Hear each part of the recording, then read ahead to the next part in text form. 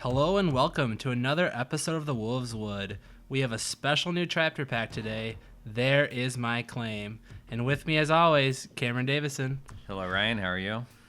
Pretty good. I am pumped for this pack. I think this is one of the most, it's not the best maybe, but it's like one of the most solid packs we've had so far all around. Yeah, hopefully it's going to shake things up. I can't wait to see There Is My Claim. That must be a good card that's inside this pack. And guys, make sure you stick around. We're going to have a special giveaway at the end of this review. All right, you want to start with your favorite house right now? We got Stark first. Sure. First off is a Stark character, Jojen Reed. He's 3 cost, entry and power icon, 1 strength, and he's unique.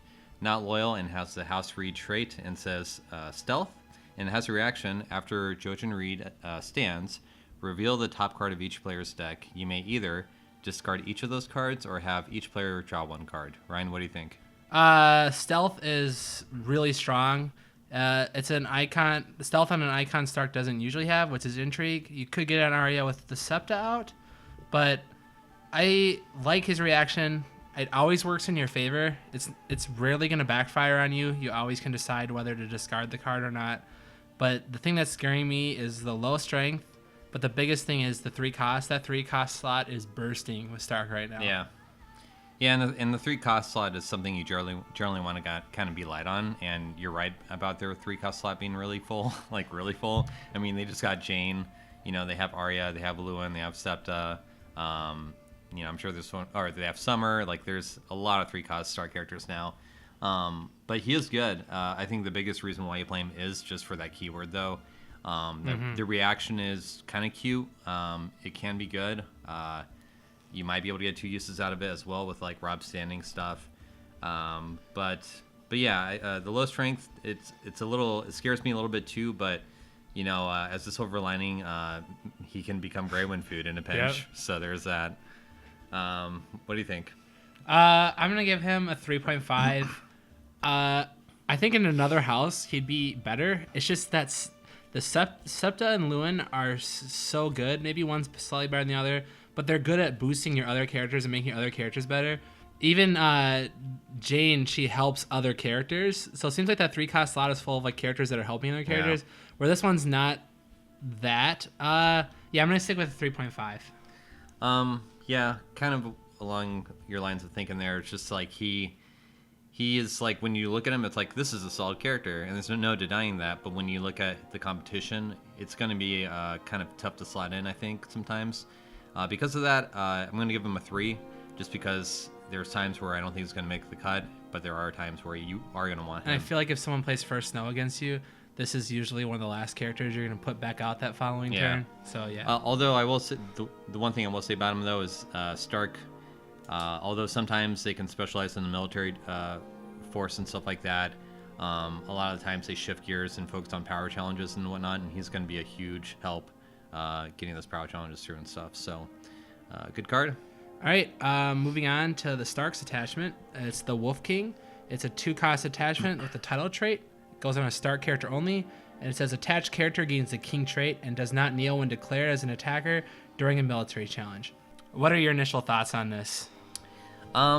Initially, I am a little underwhelmed because at 2 costs, it just doesn't seem like you're getting enough. Like, not kneeling in a military challenge is nice, but it's a really specific boost you're getting, right? It's like, oh, this character suddenly becomes like Jaime. It's not kneeling during all military challenges, it's only on attack. I kind of wish this card also gave like a strength boost, or just a little bit something extra, or maybe even just costed 1. I mean, it's a fine card, but I don't know, it's going to be hard to slot in, I think. Yeah, and it's interesting because I think the best character this goes on is already a king. It's just like 7 cost King Rob. Having him not kneel is kind of gross because you can just boot someone out of the challenge, and then if they attack you and they can't stealth rob, you can boot another character out. So that's good, but you're not playing that Rob right now, in my opinion. I think you're playing the 6 cost stand everyone Rob still. What's the best character this goes on besides maybe him? I can't even think of someone where it's just like Ned. Oh, that Renown. Yeah. Yes, that Renown. But on the upside, this card pairs really well with Jane Westerling, who stands king characters. So you could have some weird interaction where if you want to put this on, I don't know, Catelyn or something, make her a king, and then you can use Catelyn twice. Or, you know, it doesn't matter. Like, you can make anyone a king and stand that character with Jane. Although these are probably only going to be one of, so how often is that going to happen? But yeah, it's okay. Yeah. I think it's gonna get slightly worse too when Valor is out, because I think you're gonna start considering running attachments like Bodyguard. So it's just gonna be hard to slot this in. But I'm gonna give it a 2.5. There's nothing awful about it. It's a fun, interesting card. Yeah, I'm gonna stick with 2.5 as well. It's solid. All right, so moving on, we have a Tyrell card, King Renly's Host. It's a unique character. Has 6 costs, military and power icons, 4 strength, not loyal, and an army trait. Has keyword intimidate and no attachments. And says, while there is a summer plot card revealed, King Renly's Host gets +4 strength. While there is a winter plot card revealed, King Renly's Host cannot be declared as an attacker. Ryan? Ooh, this guy's good. I like him a lot. I think it's almost bonkers. Like when I first read this card, I thought like, oh, okay, and as I'm getting down to the winter negative, he's going to get like -4 strength. But no, if you have a summer plot and they have a winter plot revealed, he still gets that +4 strength that I think is pretty gross. Then he just becomes a giant wall, right? Yep. Then he's just an 8 strength. For 6, yeah. And I think you're going to be running 1 or 2 of it. Probably when Valor comes out, which, well, what do you know? It's this pack. I think you run 1 of this. But it's a solid, unique character, especially in Tyrell Summer, which I think is the Tyrell deck to play right now. I think so, and that's the interesting thing is like with my Tyrell deck lately, it's like, what agenda do I want to use? And the Knights of Summer have obviously been a big reason to play Kings of Summer, right? Just because they get that boost and renown and stuff like that. This card I think sends that argument over the top, where it's like, if you're not playing Summer, you're probably doing it wrong with Tyrell. And it's perfectly timed, because right now you run ×3 Randall. Now that Valor's out, I don't think you run ×3. I think you run 2 or 1 Randall, and this is another 6-cost character now that you can slot into that cost slot. So I really like him. I'm gonna give him a 4. Yep, I like him too. I think he is just going to complement that top end of Tyrell really well, because even with Renly and Brandel and Knight of Flowers and stuff, they were still missing a card like this. Yes. Just to kind of send them, to that sweet spot where the other factions have been for a while. I'm going to give him a 4 as well. Good card. Right.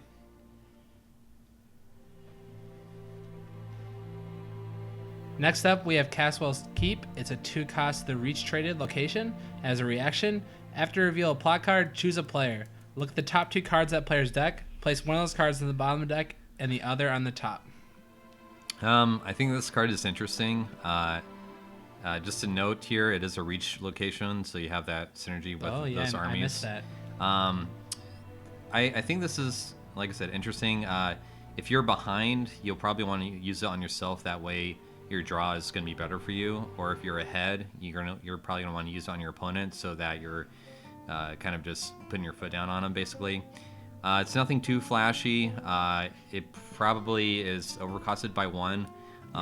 But it's kind of like one of those tutor events that you and I kind of despise at this point. Yeah. But as a location, as a repeatable effect. Now, does that make it better than those events? Would you rather run this location than running multiple copies of those events? Yes, I'd rather just run one of this. And it would have been interesting if this had maybe a +1 initiative, or just like a little, not a goal, but like just a +1 initiative or something at the bottom to make it a little more +1 juicy. reserve even. Yeah. +1 reserve, just something tiny that's just like, okay, this is like a little better. Because I think it is overcosted by 1, but I think it's better than those events.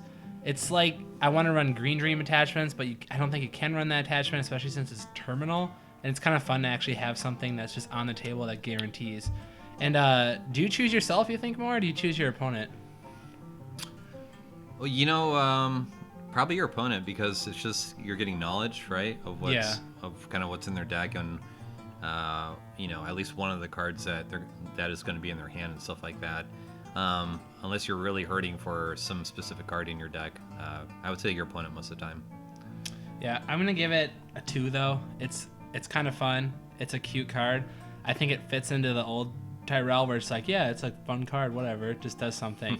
I'm gonna give it a 2. I don't think you want to put this in your deck right now, but I think with you could do some fun tutoring decks, especially with pillage. If you try to banner into, say, like Lannister, you could do some fun things. But yeah, I'm gonna stick with the 2. I'm gonna give it a 3. I like it a little bit more. I don't know. I think it's gonna be a useful card. I think you're gonna be able to annoy your opponent when this thing is out. That's the thing about it. I look at it and I go, I don't want to play this, but if my opponent's playing it, I'm frustrated. So it's just like this weird thing where it's like I don't want to play it, but I know if my opponent's playing it, I think it'll be all right. So, all right, moving on. We have our first Night's Watch card, Shadow Tower Mason. He's a non-unique Night's Watch character, 2 cost, power icon, 2 strength, and not loyal. He's a builder and says no attachments except weapon, classic. And then says while you control 3 or more Night's Watch locations and or attachments, Shadow Tower Mason gains a military and intrigue icon. It's awful. Night's Watch is the worst house ever. Oh, I hate Night's Watch. Right, Joe?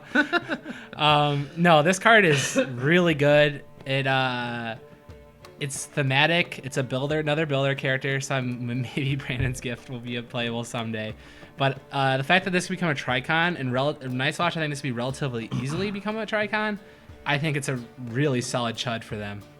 Yep. I mean, this is like, it straight up becomes a Tricon. Like, it's not only on defense. It's just whatever you want. You know what I mean? And I honestly feel like this, it's a great card. I'm just going to say out front. I feel like the trigger, basically, for him to get those other icons is almost too easy. Where it's like 3 or more total Night's Watch locations and attachments. It's always gonna. I wouldn't have minded if it was maybe just a military icon and then +1 strength. It's like, oh, if you have all 3 out, he has 3 strength and a military and a power icon. Then like maybe, I don't know. I do at the same time the Tricon's really good because all the intrigue icons and most of them in Night's Watch are on these monocon characters that aren't that amazing. Mm-hmm. So. I'm gonna give him a 4. He's like a really solid chud, especially in this house. Yeah, I think it's a huge boost for the wall decks. I'm gonna give him actually 4.5. He's really good for a little chud and what they're trying to do as a house. Night's Watch is still awful though, right? All right, moving on to a non-unique location, the Haunted Forest. It's 2 gold and the North traded. While the Haunted Forest is standing, it contributes 1 strength to your side during any challenge in which you are the defending player. But it has a force reaction. After you lose a challenge, kneel the Haunted Forest. So it no longer provide that +1 strength. Yeah. So it's a weird card. It's kind of confusing. Not really player friendly because people are gonna have a lot of like head scratching situations with this card. But it's kind of like it reminds me a little bit of the Red Keep without the draw. I think it's fine.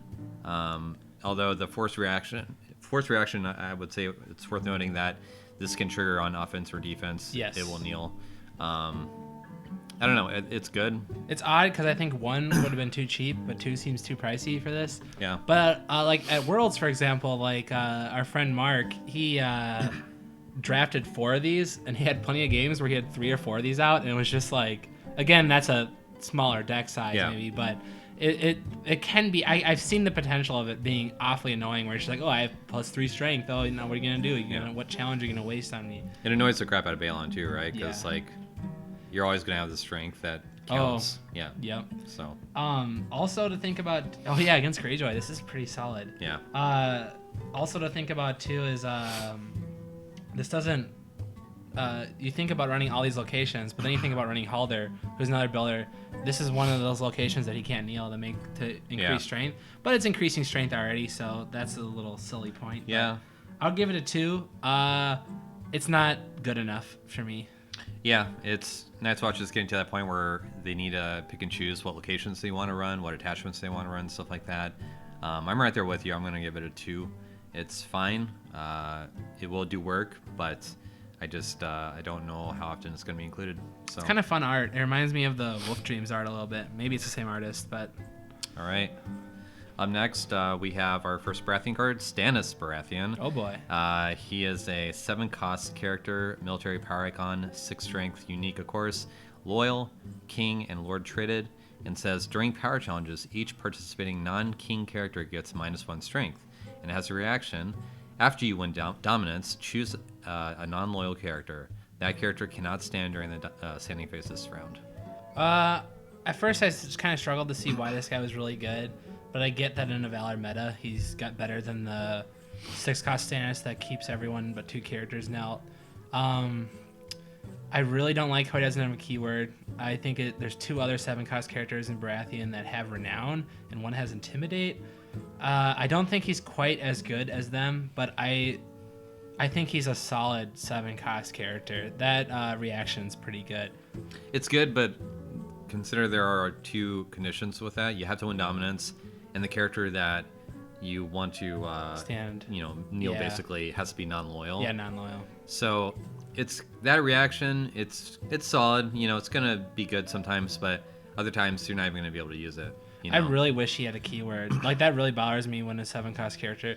Like, to me, if you don't have a keyword in your 7-cost character, you better be like Miri Mazdur and target kill someone. Yeah. I think the main thing with this is, like, if you're going if you're trying to really lock down power challenges on your deck, right? You have maybe the Kingswood cards. You have the Red Keep. You have this guy. Like, it can be really tough to win power challenges against Baratheon. And I think that's when you include him. Mm-hmm. But that said, I do feel like he's probably overcosted. Like, once again, we're talking about that. And I kind of agree with you. I think he's missing a little something. He just doesn't quite measure up to the other 7-costers. I also, without knowing the future of the game and what Roller, I've heard it so many ways. Without knowing what roller cards are coming out, I feel like he could have had that trait. Like, this is the one where he's like accepted that it's a fact that he's like the chosen one. He's the king now. So that would have been interesting to me. One thing to keep in mind too is see that how he gets -1 strength. We just had that really crappy attachment, the shadow attachment, that also gave -1 strength. So I wonder if we're gonna start seeing something with a lot of strength manipulation and Baratheon, but not burn, but just strength manipulation, especially in power challenges. What would you rate him? I think it's solid. I'm gonna give him a 3.5. I have 4 written down. I think I'm gonna stick with it. He's solid. I think he's on par with Barris and Selmy probably, but Robert is easily the. Yeah. But again, are you gonna be running ×3 Robert when Valor is out now? So it's just like you might think these might be good slot replacements for those top duplicates. I originally had him as a 4, but I think the thing that bumped me down one notch was just the fact that he's 7-cost. I think anytime you can get away from running 7-cost characters, you want to, just because you're set up so much. Yeah. So until we get more 1-costers at least, but yeah, 3.5 for me. All right. Moving on. Next we have the Red God's Blessing. It's a 2-cost Baratheon attachment. It has the Blessing and Roller traits, and it says attached character gains a Roller trait and gets +1 strength for each Roller character you control. Did you fall asleep there? Yeah. Yeah, it's fine, but like, I don't know. I'd rather see Lightbringer, right? Like, it just does more. Yeah. And if you're playing Fealty, you can reduce it. Yeah, and they're both roller traded. I mean, the strength is nice for Intimidate, and if this is going to help you lock down on those power challenges, like we're just talking about. But I just think it's going to be hard to make room for this one, really. Yeah. I feel like this is almost a card that should have been in the bearer box, if that's a deck type that's going to be in the bearer box. It can be gross. Like, I mean, in the future, you can have a deck where almost every character has that trait, and you're just like, now this guy has 2, and it only is +6 strength. So I don't think that's enough to play. It is a 2-cost attachment. It's I don't know. It just threw me off too because I was thinking it's a weapon, but it's not even a weapon. Yeah, I'm gonna give it a 2. Yeah, I'm gonna give it 2 as well. It's gonna be hard to slot in. It's pretty bland, to be honest. It's not exciting. There's nothing exciting. I like that art a lot, though. There's that, and I think it's part of like why I want to like it, just because the art's really cool. It is really good art. But sorry. All right, moving on to the faction that needs the most help. I wish they got their box. All right, we have a Lannister character, Tanda Stokeworth. 3-cost Lannister character, unique, has a power icon and 3 strength. She's not loyal, and she's a lady. She has a reaction after you marshal Tanda Stokeworth. Each player gains 3 gold. It's interesting. I see this as you're giving 3 gold to your opponent, and maybe you don't care, but you're trying to convert. You're using reducers to reduce her. Maybe you're using a noble cause, and you're converting your reducers into pure gold for ambush triggers. But that's like the stretch. That's like the stretch that you're going for. That's what she's trying to accomplish. That's a huge stretch. Is converting reducers. She should have maybe been 2 costs. It's the fact that both players get 3 gold is gross. Because even if it was just you, I think it would have been fine. Yeah, it's that one time where she comes in. I think if she just kind of paid for herself, like, and you got the gold, like, that would have been fine, right? Like, why not? But because she gives your opponent basically a King's Road for free, I don't think she's very good at all. And you're getting a power icon, which is rare, I guess, for a Lannister. But it's like, otherwise she's a blank character. Like, she's just like, okay, here's this blank character. Here's 3 gold. I'm gonna keep stretching a little bit here. She's a target for things I do for love. You need that lady on there. Oh, God. We're hopefully gonna get more interactions. I wish I was Enter's play, because that could be juicy too. If you could use things like Hear Me Roar or Harrenhal and just be like, boop, during challenges we both get 3 Well, more I gold. think they're trying to keep it in check. True.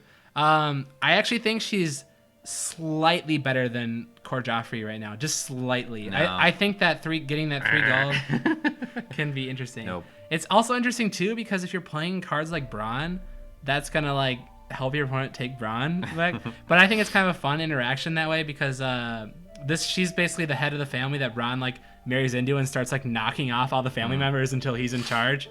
I think he's the one that he like cuts her saddle so she falls off.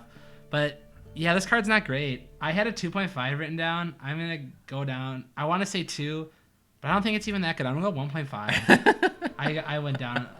I got a little bit blinded by Lannister. Yeah, you did. I had it at a 1, and I'm gonna keep it at a 1. I really don't like her. I will say she's not pure garbage. Like, I think so. Why would you choose to run her over anything else?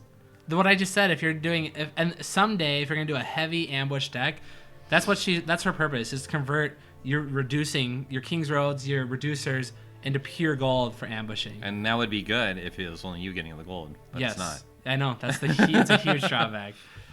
All right. Oh, this thing's been around forever. It just keeps coming back. Without His Beard, it's a 0-cost Lannister event. As a reaction, after you win an entry challenge, discard up to 3 cards at random from the losing opponent's hand. Then that player draws 2 cards. Lannister gets the worst cards in this pack. Thank God. Thank God. I would say probably you're correct. Yay! I don't think he plays card. there's just no room for this. Like, there's no room. I know this is like a card that Nate likes, and he keeps bringing it back. Like, we had it in first edition, and then I think at the end of the game he even tried to put it like on a Pycelle. Like, his text was literally. But the funny thing is, this is even better than the first edition one, because this one at least. You discard 3 cards and you draw 2, where it was equal in first edition, so it's complete garbage in first edition, in my opinion. But I think it's okay if you're the first player. Maybe it's just it's good with Cersei, the one that doesn't kneel. Right. I'm just trying to think of ways that actually is decent, because I think this card is... But that says something. If you have to really sit down and think about how can this be good. And there's treachery. Oh my God. Like, you want to play 3 treachery still, so then there's just no room for this event. But here's the best case I have for this card. When Dark Wings, Dark Words does come out, you'll slot this in. It's like, here's my one of this. That's it. And it'll draw you a card then, if the card is printed the same. I will say one thing about it. It can trigger on defense, right? Yes. So you can hit them that way. Look at that Pycelle. He's like fucking ripped. Ugh, my beard. I'm going to give it a 1.5. I don't think it's pure trash, but it is trash. Right there with you, 1.5. All right. Moving along to Greyjoy, we have Aeron Damfair. He's a 6-cost unique Greyjoy character. Intrigue and power icons with 4 strength. He's not loyal. Has the Drowned God, Ironborn, and Lord traits. And has reaction after a character is saved. Either stand it or kneel it. It's interesting, because I think he's what a 6-cost character should be, but I think the core 6-cost characters were too good, and we just got a 6-cost character that Intimidate and Renown had a higher strength and had a great saving ability. Yeah. But I keep bringing it up. That Drowned God's going to be a sub theme someday, where you can make a Drowned God deck, and then you'll play this over the 3-cost one. I think the 3-cost one's slightly better, maybe, but this is what I want 6-cost characters to be, really, from now on, is this level of how good they are. I don't want them to be as bonkers as they have been, like that last Greyjoy character we just got. This is the level I want them to be at. He kind of reminds me of Stannis, where it's like I just feel like this guy's missing like a keyword, something just. He should real, have insight. Yeah, He should have insight. just something real simple like insight. Insight shouldn't like, have been printed. Just on a this little something on top, you know, like that would have been fine for 6 costs. Why not? He is disgusting on like when Greyjoy becomes offensive with their valor, and you're just like, oh, you saved that one guy you have. I'll kneel him right now. Yeah, like that. Like because like dupes count as saving too, right? Yep. Yeah. So anytime a character is saved, like and you can.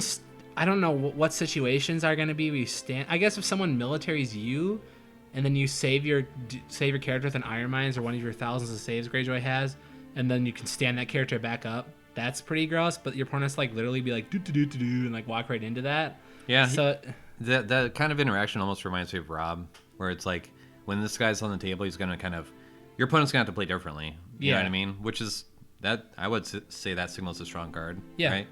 Right. Yeah, but he is expensive. That is worth considering. Although he is a lord, so it's going to be slightly easier to play. I had him down originally as a 3, but I think I do like him a little bit more. I'm going to give him 3.5. Yeah, I'm going to give him a 3.5 too. I just think he needed that keyword. I'm going to come back to this card, though, because there's another 6-cost character in the deck, in this pack that I think is comparable. But I'm really hoping that this is the level they start sticking to. And maybe some of those core set characters will be restricted and force you to play... I would say this is a more fun card than like, well, I'm Khal Drogo and I can do 2 militaries or whatever. I want to mess with them. Yeah, for sure. I bet. Look at that beard. All right. Next we have King Balon Solar. It's a 0-cost loyal Greyjoy location. Has Iron Islands traded. It has a reaction. After you win initiative, gain 1 gold. It's good. It's a non-limited economy. Yeah. Something we've been dying for. There's not many houses left that haven't got one of these. I think Targ, and that's about it. Should be clear, but just to kind of hit it again, it's not who's first player, it's who wins initiative. Yes. So you need high initiative plots in your deck, or you need something like Snowed Under to, guarantee this is firing off. So it's interesting. I don't know. Greyjoy, like, I think originally Greyjoy was the go first, like unopposed, like just steamroll kind of deck, right? And I'm not sure if that's been doing so well, like in recent months. And I've made a Greyjoy winter deck that's not that at all. A little more well-rounded, a little more can do more than just win or bust kind of a thing. You know what I mean? So, and this card does not fit that deck because my plots just are not high initiative. So, it's an interesting card. If those boomer bust decks come back, if there's more support for those, and this will see play. What do you think? Yeah, I had a little bit difficult time reading this card because I echo exactly what you said. It's for a specific deck type mostly, but I think it's a 4. It's a 4 in that deck type. It doesn't go in like a winter Greyjoy deck probably. The fact that it's 0, they could have made this 1 cost, which I could see FFG doing. I'm glad they didn't. I would say it's a 4 in that deck type. It is a 4 in that deck type, but outside of it, it's definitely not. I would probably just give it a 3.5 because it's solid, but it's not going to be in every deck. Fair enough. All right. And then up next, we have a Targaryen character, Pyat Pree. He's unique. He's 6 costs, intriguing power icons, 4 strength, not loyal, and he's a warlock. He has a reaction after you win a challenge in which Pyat Pree is participating. Search the top X cards of your deck for a Targaryen attachment or event, reveal it, and add it to your hand. Shuffle your deck. X is the strength by which you won the challenge. I'm excited. This is my favorite card in the pack. It's not the best by far, but I'm the most excited for this card. It's the best art. It is the best art for sure. I have a thing for the warlocks. Like in 1.0, that was like one of my favorite decks. Was this Targ Summer Warlock Ally Merchant deck? Yeah. It was weird, but I want to see Targ start getting back into attachment control. I like that he also can grab Dracarys. I think he really fits with Emhyr though, when it's like this does not stack up against doing 2 military challenges and renown.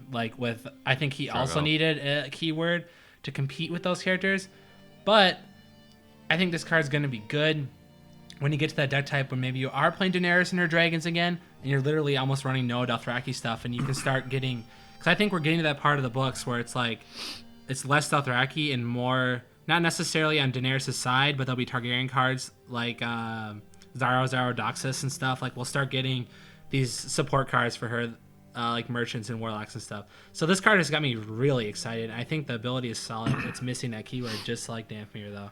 Yep, and don't forget you can like stand them with like Illyrio and use that ability twice. And so it's not just the strength he won by; it's the strength of the challenge. So any other characters that are participating with them count their strength as well, right? Yeah. So you could win by 10 or more strength, and it basically is building orders for attachments and events. Seems good to me. I think he'll definitely see play. Again, I love that art. I'm probably gonna give him a 4. Without knowing where the game is going and future cards are coming out, I almost wish he said after a warlock wins a challenge, maybe had a limit like once or twice per phase. So then he just doesn't have to be him. You can maybe play non-unique warlocks when they come out. Yeah. And it's kind of like the Blood Rider trait, whether like you have some synergy.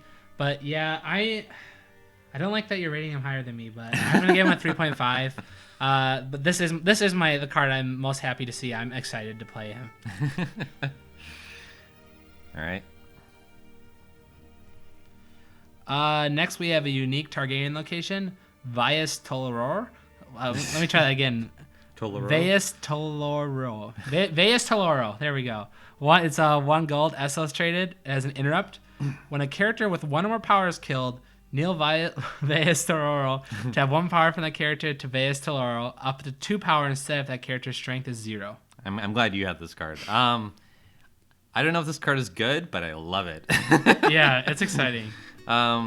Because well, first of all, it's gonna get, it will be good with Valor. a card we'll talk about here in a minute.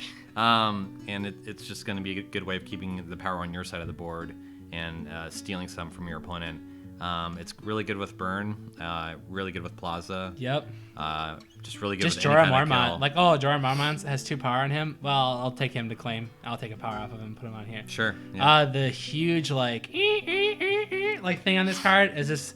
Unlike the small council chamber, it is immune to events, so it can blow when you have like 4 power and your opponent's like, we do not sell. That's gone. Sure, but unlike that card, this costs 1. Yes. So how much of a hit are you really taking if that happens?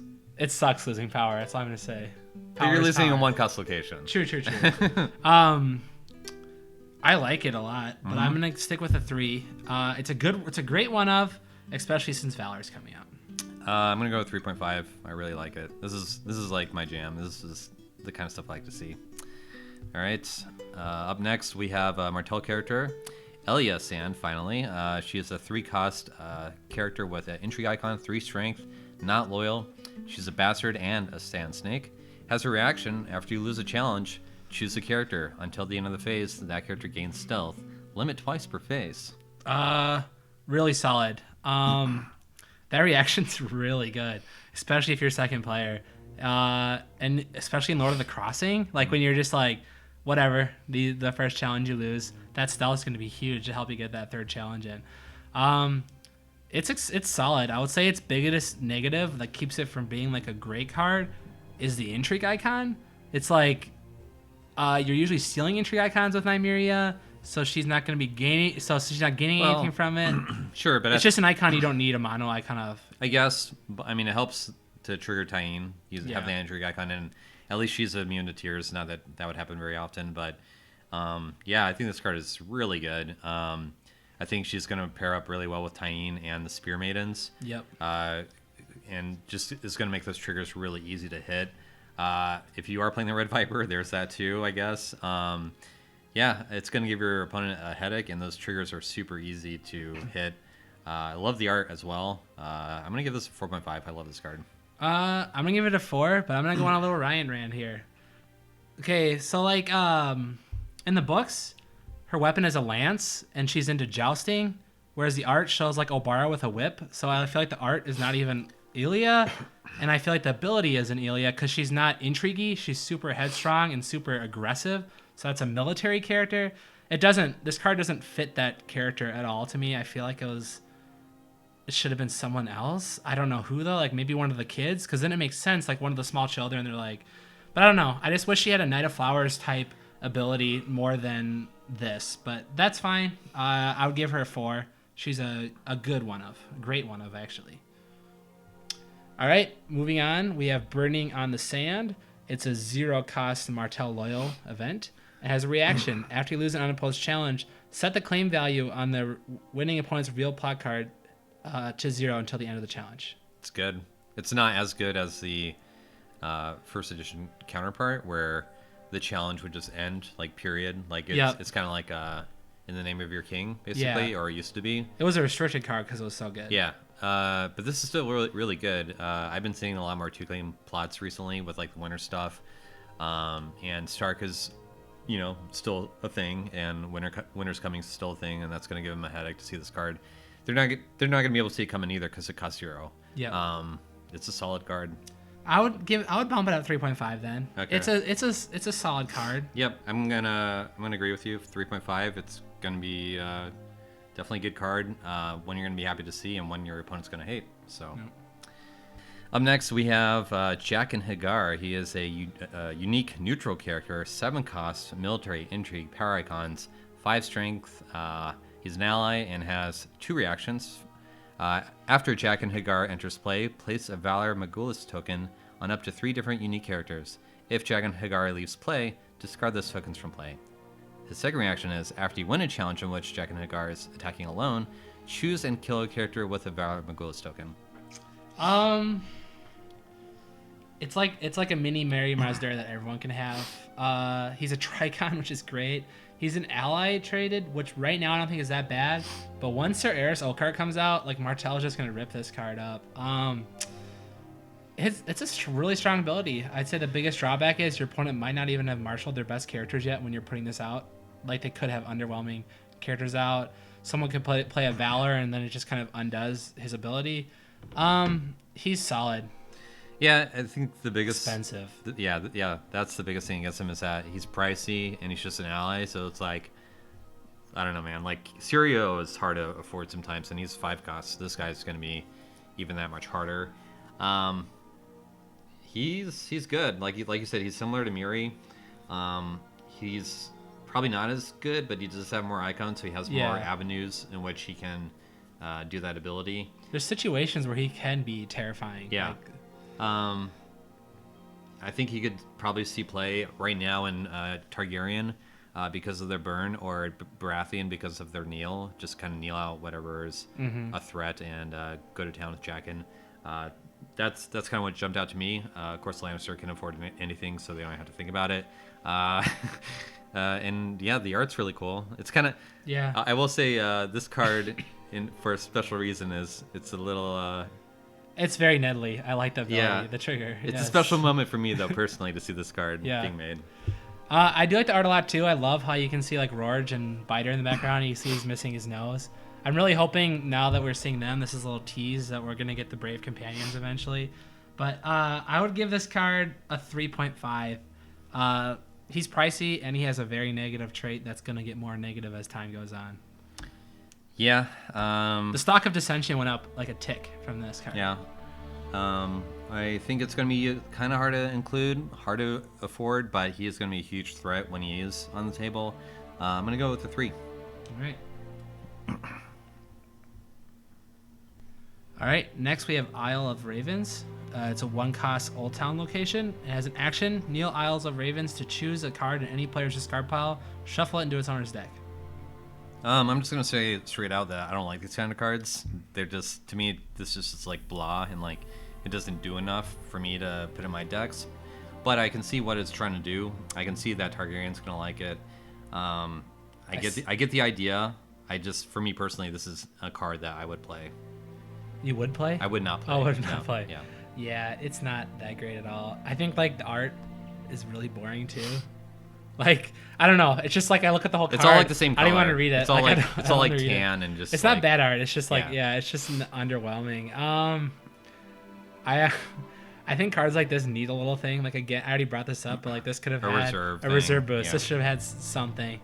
I'm gonna give it a 1.5. It's the odds of you drawing that card. The best way I can see this card coming in the future, if there's a card that comes out that's like, grab the top card of your discard of your pile and put it in your hand, or something that like is specific. So you're like, let me get this crap out of the way so I can really get what I want. Yeah. It protects you from Crow's Eye. That's like that's like literally the best thing it does, I think. So I just 1.5. know if you play this card, you're gonna like top deck it when you need anything else, and you're like, God damn it, Isle of Ravens, and it's just gonna cost you the game. If you really want this ability, play Rebuilding.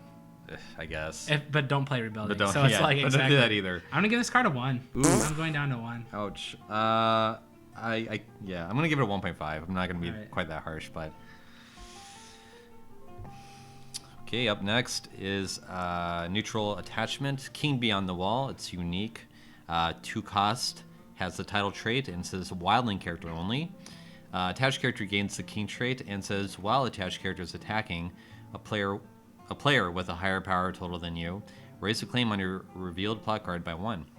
A Wildling deck isn't great right now. It's not gonna be competitive, but that's a really strong ability. That's like a really strong raising the claim. That's solid.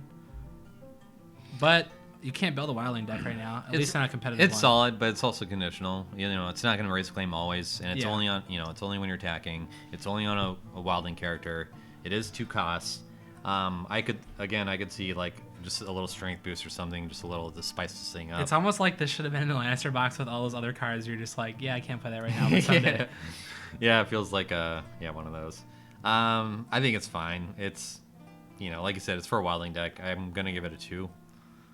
I'm gonna give it a 3. I think it's a solid card, one of in the Wildling deck that's to come in the future. Okay. And that's it for this episode of the Wolfswood. There's no other cards left in this pack. Yep. I don't know why they called it There's My Claim. Huh, No. interesting. Oh, maybe it's this last card here. Valor Magulis. That sounds familiar. All men must die. 2 gold, 0 initiative, 0 claim. When revealed, kill each character. Plot deck limit 1 with 5 reserve. Look at that. Who did that art? Oh. I thought it was a Tamaz, but Dimitri it's not. B. I love the art. It's very reminiscent of the 1.0 art. This is awful. Look at those stats. There's no claim, 5 reserve. Like You only can play. Why would you want to play more than one of those anyway? 0 yeah, initiative. you have to kill your characters too. And it's omen traded. This They're not is even a season trade. yeah. Like, oh, it's good. Garbage. Yeah, garbage. 1. Yep. 1. All right, that's it for the back, guys. See you on the next Wolfswood. Winter's coming. No, for real. This card, I'm glad it's back. I've been waiting for this card forever. This is gonna win games. This is gonna lose games. It's gonna reward better players, more thoughtful players. It does have poor stats, but man, this effect is the most powerful one in the game, pretty much. I hope this card does have the desired effect on the meta. I hope it does shake things up.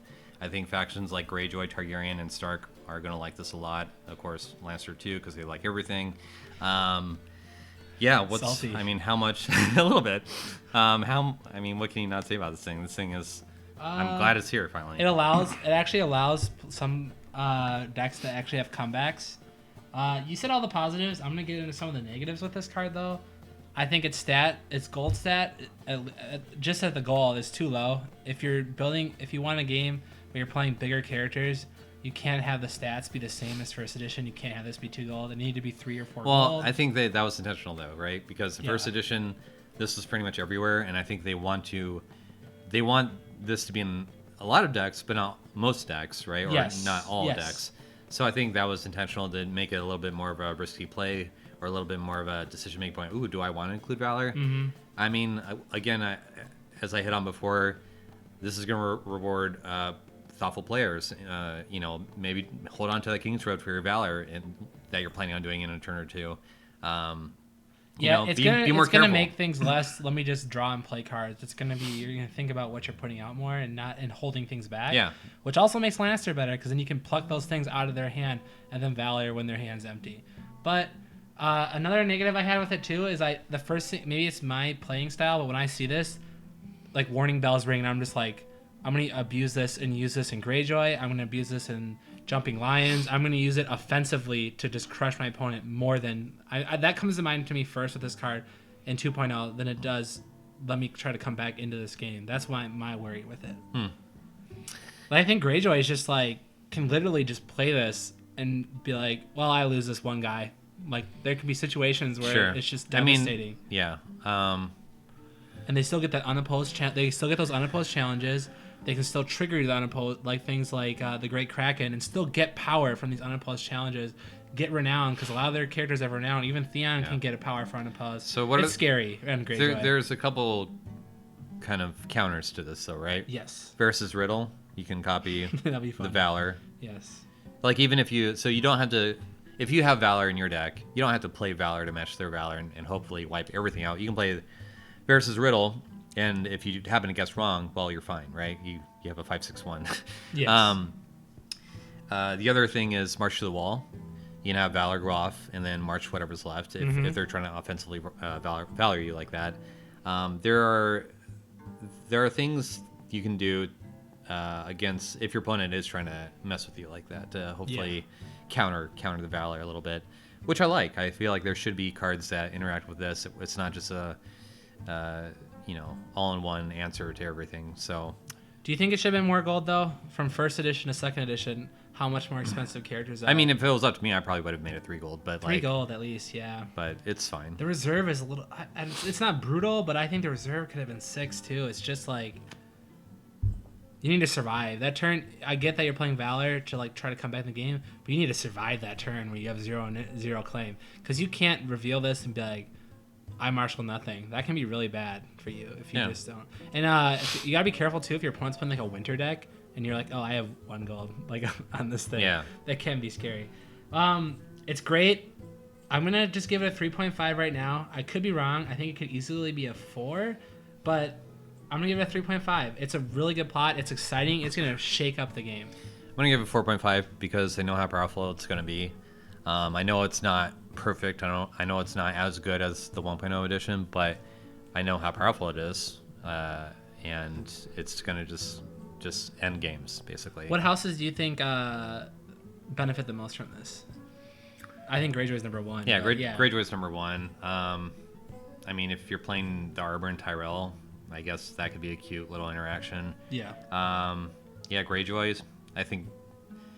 This with Tyrell and the tutoring stuff could be interesting. Where you're just like, you're not gonna draw any characters. Valor. But, I think Stark's gonna like it. You know, they like to kill characters. I think Tyrell, Greyjoy, and Targaryen. Like, I mean, there's a number of ways you can benefit from this plot. So. I think Lannister and heavy intrigue Lannister deck could benefit this too. Plucking cards out of their hand. They have less options once their characters get killed. I also think the Jumping Lions deck could be good in too. Yeah. But yeah, we gave it an 8. I think that's a fair. To me, that's a fair. For this AR, 8 out of 10. So. Yeah, I'm excited just to get my hands on it. I just want to like slot it in. I love the art too. I think it's a perfect homage to that first edition art. I love how the like carrion birds like eating the eyeball. It looks like that one skeleton in the background. Yeah. But I love the knife and the skull too. Yeah. Yeah, it's a solid card. I'm excited. All right. Let's step out of the Rosewood here and look at the pack as a whole.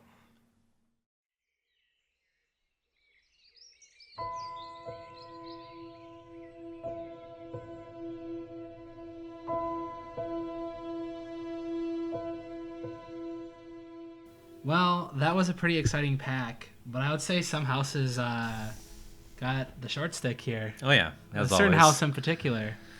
It's filthy Lannisters. What surprised me is that Martell got the overall best ratings. Yeah. Well, it's a great event and a really awesome character, I think.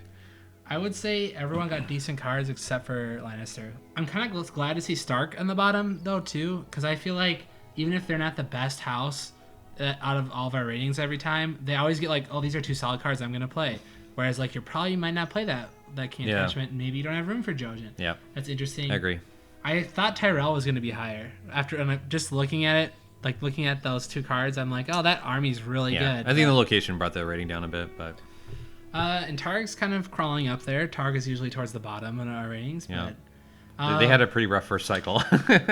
Oh, yeah. Well, let's look at our top 5 cards. So first we have Elia Sand, followed by Shadow Tower Mason, followed by Valor Magulis, followed by King Renly's Host, and bringing up the rear is Priet Pri.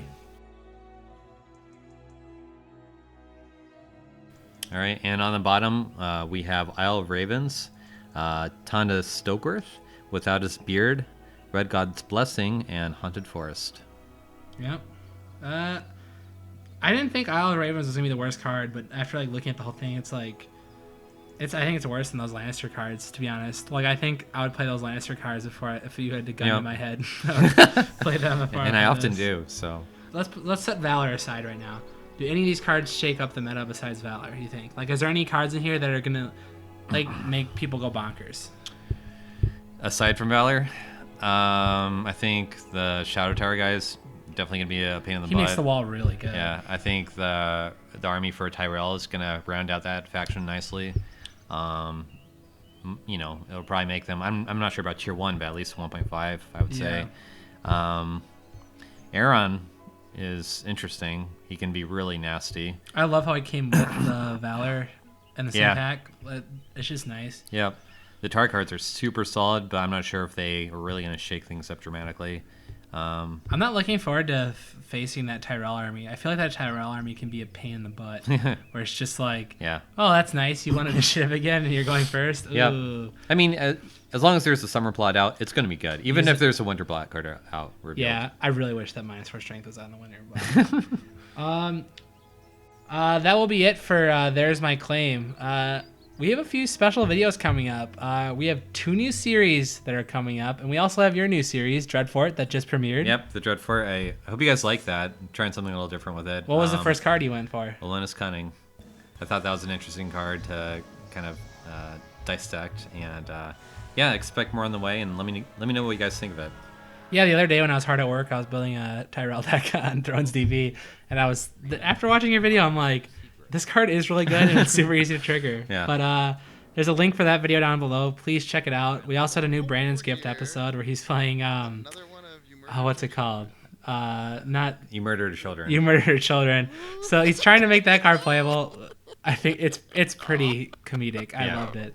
But we also have another chapter pack review coming up called Ghosts of Harrenhal. Mm-hmm. There's some nasty cards in there. I would say Stark starts coming back, and there's even another Harrenhal, so it's exciting. Yeah. The pack hasn't been fully spoiled yet, but there's some old 1.0 cards in there too, which got me excited. But yeah, I think that's it. That's it.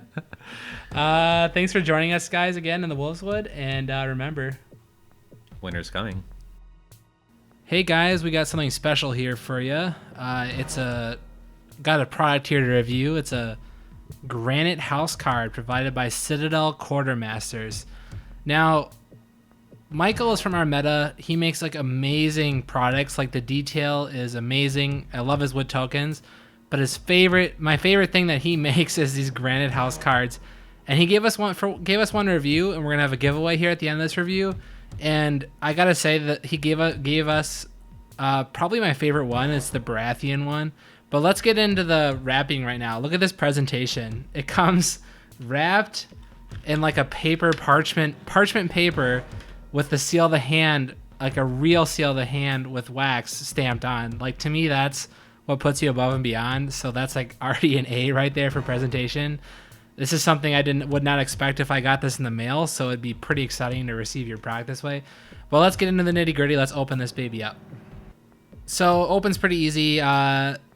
I just love the look of this thing. It shines right off the bat. I love the look.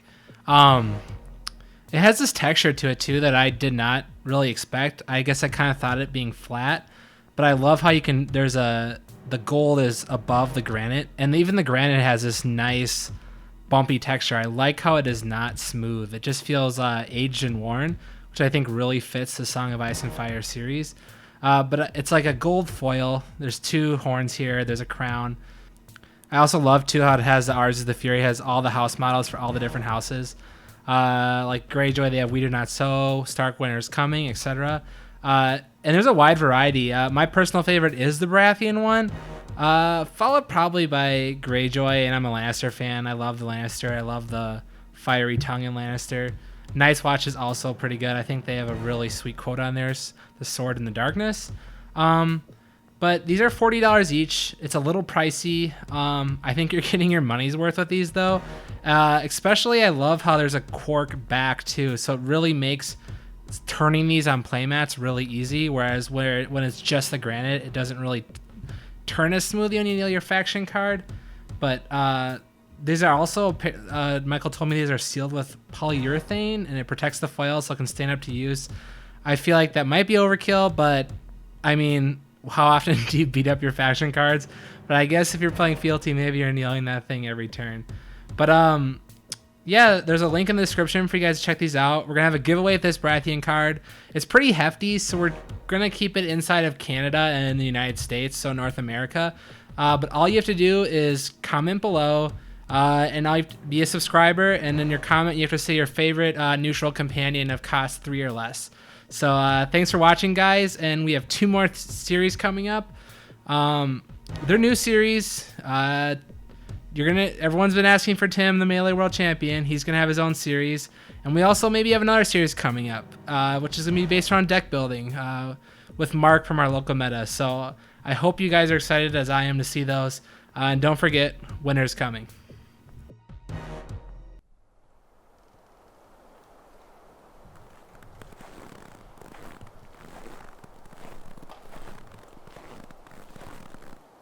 Do it! Just do it! Don't let your dreams be dreams. Yesterday, you said tomorrow. So just do it! Make your dreams come true! Just do it! No! What are you waiting for? Do it! Just do it! Yes, you can! Just do it!